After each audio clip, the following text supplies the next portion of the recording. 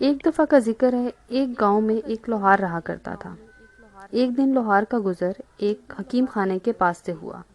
لوہار نے دیکھا کہ حکیم صاحب کسی مریض کو دوائی کے طور پر ارکے گلاب اور کسی کو املی تجویز کر رہے ہیں۔ لوہار نے سوچا کیوں نہ وہ بھی یہ کام شروع کریں۔ چنانچہ لوہار اپنی بیوی کے پاس آیا اور اس نے کہا میرے لیے ایک بڑا امامہ بناؤ۔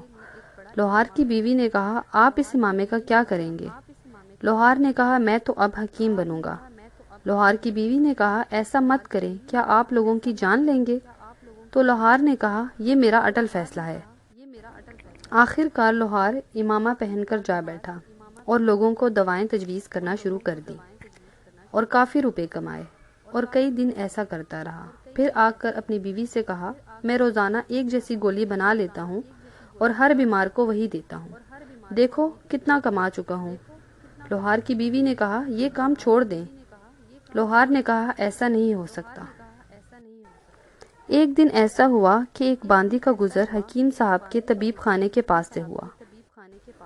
اس نے دیکھ کر اپنی مالکہ سے کہا جو کہ سخت بیمار تھی میرا جی چاہتا ہے کہ نیا طبیب آپ کا علاج کرے۔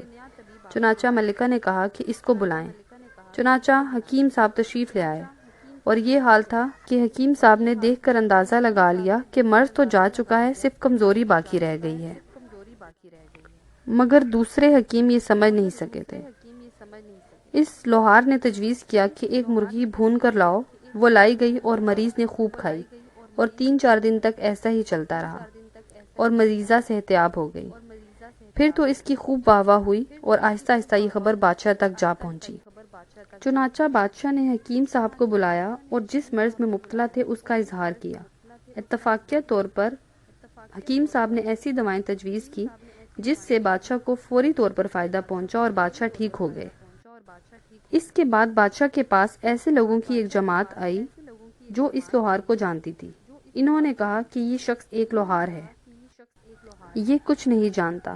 سلطان نے کہا کہ اس شخص کے ہاتھ سے مجھے صحت ہوئی اور فلاں عورت کو بھی۔ یہ میرا تجربہ ہے اور اس کے خلاف میں تمہاری بات تسلیم نہیں کروں گا۔ لوگوں نے کہا ہم تجربہ کرانے کے لیے اس کے سامنے مسائل رکھتے ہیں۔ بادشاہ نے کہا ایسا کر لو۔ انہوں نے کچھ سوالات تجویز کروائے اور لوہار کے سامنے پیش کیے۔ لوہار نے کہا کہ اگر میں ان مسائل کے جوابات تمہارے سامنے بیان کر دوں تو تم جواب نہیں سمجھ سکو گے، کیونکہ جوابات کو وہی سمجھ سکتا ہے جو کہ طبیب ہو۔ لیکن اگر تمہیں تجربہ ہی کرنا ہے تو اس طرح کر لو، کیا تمہارے یہاں کوئی بڑا شفا خانہ ہے؟ لوگوں نے جواب دیا ہے۔ پھر لوہار نے کہا کیا اس میں ایسے بیمار ہیں جو کہ مدت سے پڑے ہوں؟ لوگوں نے کہا ہاں ہیں۔ تم دیکھتے رہ جاؤ گے کہ سب کے سب چند دن میں عافیت کے ساتھ اٹھ کھڑے ہوں گے۔ لوہار نے کہا ان کے علاج کے بعد کیا میری قابلیت کے اظہار کے لیے کوئی دلیل اس سے بڑی ہوگی؟ لوگوں نے کہا نہیں۔ چنانچہ سب شفا خانے کے دروازے پر پہنچے۔ لوہار نے لوگوں سے کہا تم سب یہاں بیٹھو، میرے ساتھ اندر کوئی نہیں آئے گا۔ لوہار کے ساتھ صرف ایک شفا خانے کا افسر تھا۔ چنانچہ وہ اندر داخل ہو گئے۔ لوہار نے افسر سے کہا جو کچھ میں عمل کروں گا تم نے کسی کے سامنے کچھ نہیں کہنا۔ اگر تم نے کسی کے سامنے اس کا اظہار کیا تو میں تمہیں پھانسی دلواؤں گا، اگر تم خاموش رہے تو میں تمہیں مالا مال کر دوں گا۔ افسر نے کہا میں خاموش رہوں گا۔ چنانچہ لوہار نے افسر سے حلف لیا۔ پھر اس سے پوچھا کیا تیرے پاس شفا خانے میں تیل موجود ہے؟ اس نے کہا ہاں۔ کہا کہ لے کر آؤ۔ وہ بہت سا تیل لے کر آیا۔ اس لوہار نے تمام تیل ایک بڑی دیگ میں ڈالا اور اس کے نیچے آگ جلائی۔ جب تیل خوب گرم ہو گیا اور جوش مارنے لگا تو مریضوں کی جماعت کو آواز دی۔ لوہار نے ان مریضوں میں سے ایک مریض کو کہا تمہاری بیماری صرف اسی طرح ختم ہو سکتی ہے کہ تم اس دیگ میں بیٹھ جاؤ۔ مریض اللہ کو یاد کرنے لگا، اے اللہ تو ہی مددگار ہے۔ حکیم صاحب نے کہا تجھے یہ تو کرنا ہی پڑے گا۔ اس مریض نے کہا مجھے شفا ہو چکی، بس معمولی سا سر درد تھا۔ حکیم جی نے کہا پھر تو یہاں کیا کر رہا ہے؟ جب اچھا ہو گیا ہے تو تجھے جانا چاہیے۔ اس مریض نے کہا بس یوں ہی، کوئی خاص وجہ نہیں تھی۔ حکیم صاحب نے کہا تو چلا جا اور لوگوں سے کہتے جانا کہ میں تندرست ہو گیا ہوں۔ وہ یہاں سے نکل کر بھاگا اور لوگوں سے کہتا گیا کہ میں شفایاب ہو گیا ہوں ان صاحب کی آمد سے۔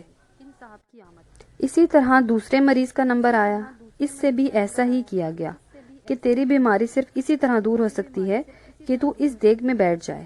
اس نے کہا اللہ اللہ، میں تو تندرست ہو گیا ہوں۔ حکیم صاحب نے کہا اس میں بیٹھنا ضروری ہے۔ اس نے کہا میں آج شام کو واپسی کا ارادہ رکھتا ہوں۔ حکیم صاحب نے کہا اگر تجھے شفا ہو چکی ہے تو چلا جا اور لوگوں سے کہتے جانا کہ میں اچھا ہو گیا ہوں۔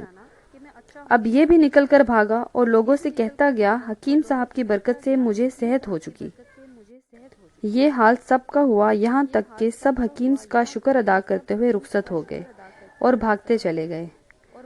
حکیم کی شہرت ہو گئی اور مخالفین شرمندہ ہو گئے، اور اسی طرح بادشاہ نے حکیم کو بہت سے انعامات سے نوازا اور رخصت کیا۔